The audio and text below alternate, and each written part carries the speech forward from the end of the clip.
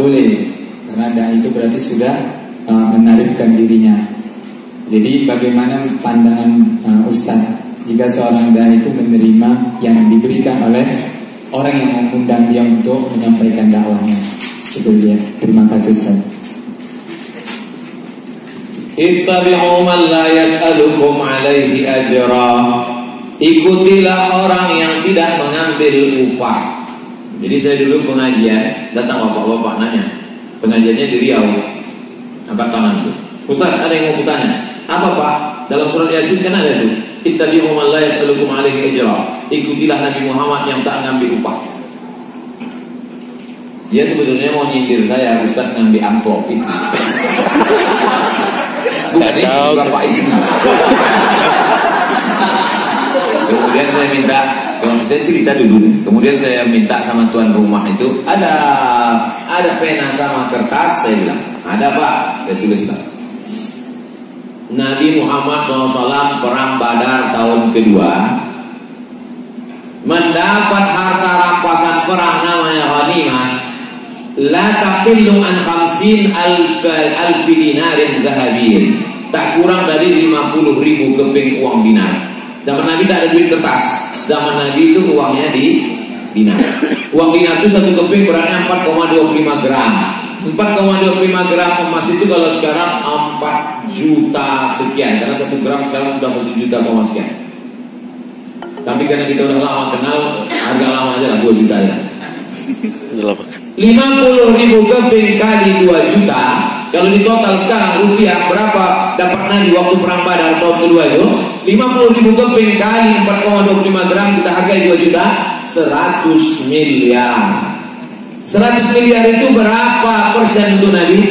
Wa'lamu annama ghanimtum min syai'in fa inna lillahi khumusahu.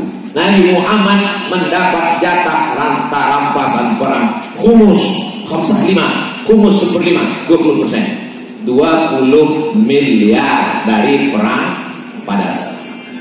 Tapi duit itu habis. Ada rumah Nabi besar di kota Madinah? Tak ada. Ada kursinya dari emas gelang Aisyah? Tak ada. Nabi tak ada meninggalkan apa-apa. Habis duit itu. Oleh sebab itu yang tak boleh itu adalah Imam Masjidil Haram, Imam Masjid Nabawi digaji. Dari mana? Di Baitul Mal. Baitul Mal itu sudah ada sejak zaman Nabi. Untuk menyembah Allah namanya Baitullah, masjid. Untuk gaji imam, gaji khatib, gaji guru agama diambil dari Baitul Mal. Bait rumah, mal harta. Baitul Mal itu diambil dari 7: zakat, wakaf, infak, sedekah, wasiat, hibah, ghanimah. Zakat, wakaf, infak, sedekah, wasiat, hibah, ghanimah. Ditumpuk di Baitul Mal untuk menggaji itu. Bisa tak Pak Ustaz kalau kita khotib Jumat sama penceramah di Medan, di Sumatera Utara, tak usah lagi dikasih honor? Bisa. Kalau begitu dibuat satu pintu. Semua orang Islam zakatnya potong atas, diserahkan ke Baitul Mal. Buat Baitul Mal Sumatera Utara. Di Baitul Mal itulah semua digabungkan, zakat, wakaf, infak, sedekah, wasiat, hibah. Ghanimah tak ada lagi karena kita tak perang. Lalu digaji secara pokok. Bisa.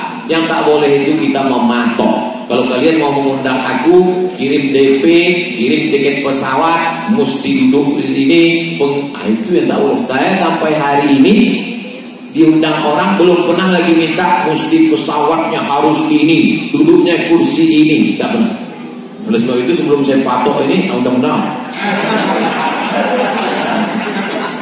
Maka saya buat video pendek. Saya Abdul Somad, dimana penceramah dari Sabang sampai Merauke, sampai ke Australia, sampai ke Eropa. Kalau ada orang mengatasnamakan saya, meminta DP, meminta tiket pesawat harus eksekutif, harus itu bukan, berarti penipu, pembohong. Banyak juga jamaah yang tertipu. Oleh sebab itu, yang tak boleh itu dia patok, dia bandrol, dia bahwa ada orang mengasih, alhamdulillah. Bahwa tak ada orang mengasih, nauzubillah. Kacau. Saya YouTube itu yang baru saya urus sendiri baru setahun ini. Itu totalnya dapat sekitar 400 juta. Duitnya habis semua untuk membeli sembako dibagi tiap bulan ke fakir miskin. Jadi kalau Bapak Ibu mau nonton YouTube pengajian saya, itu sama dengan Bapak Ibu membeli sembako habis tak saya ambil duitnya. Tanya tim media, transfer langsung ke yayasan, habis dibagikan ke fakir miskin. Oleh sebab itu, subscribe, like, and share. Apa lagi yang perlu? Tak perlu saya rumah besar, tak perlu ada mobil mewah, tak perlu. Pakaian cukup lah. Ini baju dikasih orang. Wallah malam. Baik. Baik, pertanyaan kedua, silakan yang boleh silakan. Kita batasi sampai 5. Ini yang kedua. Nanti kalau ibu 1. Ya, nanti bapak sabar ya Pak. Tolong sabar insyaAllah lebar penjelasan Pak. Assalamualaikum. Waalaikumsalam warahmatullahi wabarakatuh. Waalaikumsalam. Kami advokat di sini sangat senang untuk hadir memberikan tausiah. Pertanyaan saya, menghadapi akhir zaman, tentunya kita umat Islam punya banyak PR. Begitu banyak yang membenci kita, begitu banyak musuh yang menyerang kita. Apa Ustaz solusinya bagi umat Islam khususnya Indonesia yang merupakan salah satu populasi terbesar Muslim di dunia, yang firqah terlalu banyak, kelompok terlalu banyak, seakan kita terpecah. Sehingga solusinya bagaimana kita bersatu menghadapi tantangan di akhir zaman ini. Saya kira itu aja. Terima kasih. Assalamualaikum warahmatullahi wabarakatuh. Waalaikumsalam warahmatullahi wabarakatuh. Sekarang tak ada lagi PR karena semuanya belajar online. Tapi kita punya beban yang luar biasa. Maka Islam mengajarkan inja akum fasikun, kalau datang orang membawa berita macam-macam, fatabayyanu, klarifikasi. Datang orang memfitnah saya macam-macam, saya silaturahim ke kiai-kiai, silaturahim ke kiai fulan, silaturahim. Bahkan tidak hanya silaturahim kepada tokoh-tokoh agama, silaturahim. Dan jamaah itu cerdas. Ketika dituduh saya anti kebinekaan, anti Pancasila, ini kan stigma, melekatkan ini kepada orang supaya orang jangan dengar ceramah itu, soal itu mau buat negara Islam itu anti kebinekaan. Tapi jamaah ini cerdas. Belum sempat saya buat video, mereka sendiri yang menyebar video waktu saya menaikkan bendera di kampung suku Terasik dalam Mama. Waktu bendera dikoyak-koyak, kami yang memasang di dinding, kami pula mengajarkan anak-anak itu upacara Indonesia tanah airku. 5-6 tahun yang lalu waktu kamu masuk ke dalam daratnya saja 5 jam naik mobil, tinggalkan mobil tepi sungai, naik ke dalam 7 jam, kami pasang bendera. Tak pernah video juga simpan. Tadi mana dapat mereka?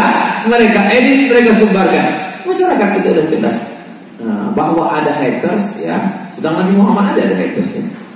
Ada dalam surat haters. Mana coba usah? Tampaknya ada adilah di wajah. Surat haters. Lalu kemudian yang kedua itu intern. Adapun ekstern yang keluar, kita silaturahim dengan yang berbeda tokoh, beda agama. Ada kemarin di dialog kita di lintas agama, lintas disiplin ilmu, banyak dialog. Selama musim pandemi ini saya putuskan tidak tabligh akbar untuk kita ikut protokol kesehatan, ikut pengajian hanya yang bisa saja protokol, termasuklah komunitas advokat Medan. Nah ini bisa, kenapa? Karena semuanya patuh. Belum masuk itu ditembak dulu. 3 mana masuk. Bisa cuci tangan, hand sanitizer, kemudian duduknya berjarak, pakai masker. Oleh sebab itu fitnah-fitnah ini orang yang tak paham kita kasih paham. Tapi ada orang yang gagal paham, memang cari makannya dari tak paham itu. Nah itu tak bisa kita kasih paham. Jadi kita berjuang saja. Kalau kita capek, lelah, dia menang. Kalau dia capek, kita menang. Oleh sebab itu hidup ini adalah konflik antara hak dan batil. Kata Sayyidina Ali, aku tidak khawatir kebenaran itu kalah. Yang kukhawatirkan itu orang benar diam sehingga orang kalah merasa benar. Yang kukhawatirkan itu orang benar itu diam sehingga orang yang salah merasa benar. Antara betul dan batil itu tipis. Saking banyaknya orang batil berkata batil, yang betul merasa batil merasa betul. Oleh sebab itu maka di akhir zaman ini kita tetap istiqomah, banyak beribadah, tahajud yang sampai tinggal, menguatkan kita dari dalam. apalagi bapak godaannya luar biasa, godaan duit, godaan perempuan, godaan persaingan, godaan perkara, banyak tekanan. Itu tak bisa kalau tidak kekuatannya dari dalam. Dia harus dari dalam. Makanya Nabi Muhammad itu kata Allah SWT, Inna nasyi'atal laili hiya asyaddu aqwa wa aqwa qila. Di tengah malam kau bangkit ya Muhammad, karena kau akan menghadapi orang-orang yang kuat. Begitu juga dengan Nabi Musa alaihissalam. Ketika dia akan menghadapi Fir'aun, kalau dia tinggal di istana, di zona aman, dia tak akan mampu. Maka dikeluarkan dia dulu dari istana, dibuat dia mengembala kambing Shu'aib sampai samanya hingga 8 tahun. Setelah mentalnya kuat, baru dia bisa berhadapan. Oleh sebab itu, kuatkan diri kita dengan banyak-banyak beribadah. Zikir jangan sampai putus. Banyak-banyak sholawat. Allahumma sholli ala sayyidina Muhammad wa ala ali sayyidina Muhammad. Allahumma sholli ala sayyidina Muhammad wa ala ali sayyidina Muhammad. Inna a'tainakal kautsar. Sudah berikan kepada kau nikmat yang besar. Fasholli, jangan tinggalkan salat. Wanhar, berkorbanlah. Inna syani'aka wal abtar. Siapa yang membenci engkau, itulah yang akan terputus. Apalagi kau sedang perkara, banyak-banyak dibaca. Inna a'tainakal kautsar. Inna syani'aka wal abtar. Jadi keyakinannya dah, jangan lagi minta keyakinan sama dukun, berjimat pula, melihara tuyul. Selalu sampai pengacara bawa tuyul ke pengadilan. Udah bawa tuyul, rupanya dia ke begu gajah. Cukup pendek kata dia, cukup. Oleh sebab itu keyakinan kekuatan itu dari dalam.